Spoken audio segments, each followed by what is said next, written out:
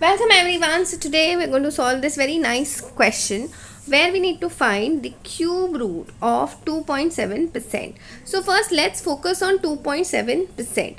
So now please understand, whenever you have a decimal number, you can write this 22.7 as nothing but what, 27 upon 10. Okay, and the percentage sign, for the percentage sign what we can do is you need to divide the given number by 100. So since there was 10 already there in your denominator, so it gets multiplied by 100. Okay, so now what we can say is that this eventually comes out to be 27 upon 1000.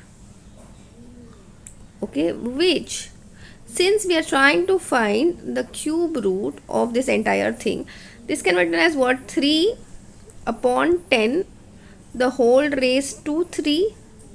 And when I want to find the cube root of this entire thing, the cube and the cube root will cancel, so this is eventually getting you 3 upon 10, which can be 0.3.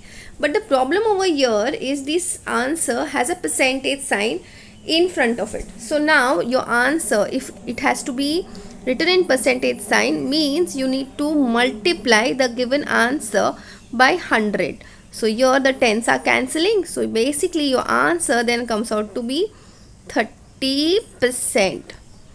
So option B is your answer. That's it for today. I will see you in the next video.